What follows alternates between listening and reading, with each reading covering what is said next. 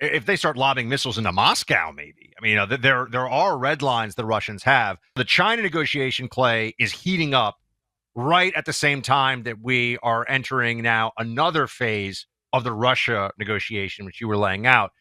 Here's my sense of this. I do not believe that Trump is going to get a deal on Russia-Ukraine this time around either. I think that Putin still believes that he is taking territory. He may give some indication of progress via words, meaning Putin, and we're going to revisit this. I think that Putin squarely and strongly believes that he will continue to strengthen his hand and gain more territory with the battlefield at status quo. And even Trump saying, I'm going to bloody your nose on this if you don't stop, is not going to be enough. You're going to have to see an actual change in what's happening on the battlefield because of U.S. weapons and support. And then maybe you can get to a deal. I think Trump has to turn up the heat, not just threaten to turn up the heat to get to any kind of meaningful, just ceasefire, never mind peace deal. Okay, so let's build on that. To what extent is giving Ukraine offensive weaponry going to lead to a more significant battleground, a more deadly, a more serious? Remember that Russia has nukes. Do you fear that if we accelerate the weaponry on Ukraine's side, that Russia will accelerate the use of weaponry on their side? Because that's the rationale for which giving Ukraine weapons that could strike into Russia have not been done to this point. Do you buy that as a fear that Russia will accelerate or increase the level of violence that they bring to bear? I do not.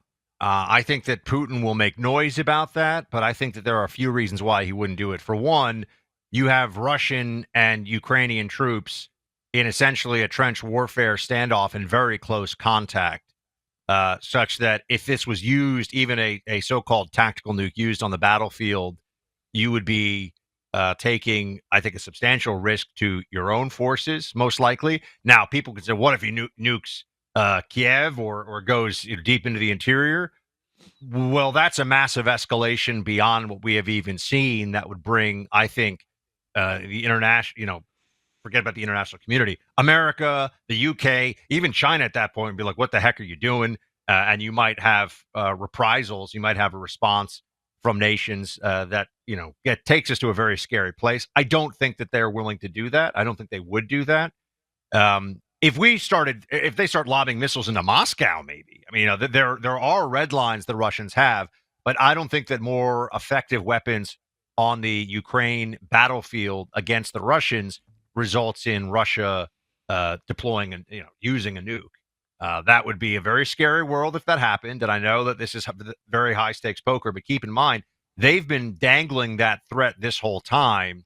I think at some point people have to be willing to call the bluff on it. I'm not sure that I'm not sure how far deep down this rabbit hole Trump is going to go. But I also think that he recognizes hey, Vladimir, let's be reasonable. Let's be reasonable men here does not work. That's not going to work with Putin. He is not reasonable in the sense of how we view reasonableness. I think it comes down to fear. I think the only thing that Putin responds to is fear. And I don't mean that he's physically fearful. I mean that he is afraid somebody might be willing to be as nasty to him as he is clearly willing to be to them. And I think Trump has come to see that might be necessary. And I think you hit on something important here, which is the China component. I wonder to what extent a peace deal that could be brokered might involve China starting to step away for just a short period of time from purchasing Russian oil. Because Trump brought the hammer down on India.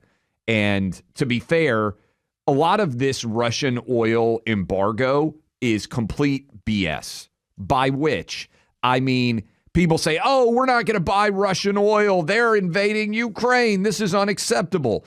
And so Russia sells the oil to India at a discount. India then marks it up some and sells it back to the rest of the world. It's a ridiculous shell. It's not a bad business for India, right? Because they're getting reduced oil gas cost, and then they're able to still sell at a reduced price as the middleman.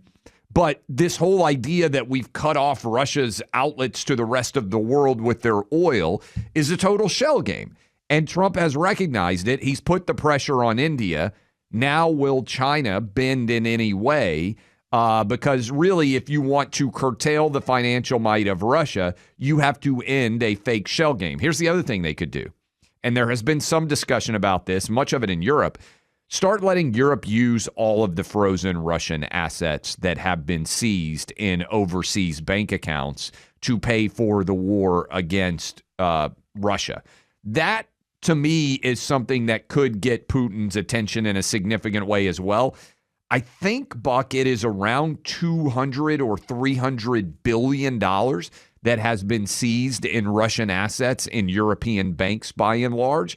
And if you just give all that money to Ukraine and say, okay, boom, go buy all the weaponry that you want, and we'll let Russia fund the war directly against Russia, I think that might well get a lot of their attention. And it feels like, to me, a significant step that should be taken. The headlines out of Israel this week speak of joy, relief, and hopefulness for meaningful peace now at hand. Millions feel that way. But there's still a large segment of the population rebuilding their lives, their homes, dealing with the after effects of being targeted by missile attacks and worse. You should know our partners at the IFCJ, that's the International Fellowship of Christians and Jews. They're still on the ground in Israel providing valuable assistance to the part of the population that desperately needs help. They've been at this for 40 years now. The fellowship's brought Christians and Jews together to solve big problems facing the Jewish people in places like Israel and the former Soviet Union. One of those problems, feeding the hungry and those without necessary means, including Holocaust survivors. I saw the work the foundation does on the ground. It is absolutely incredible.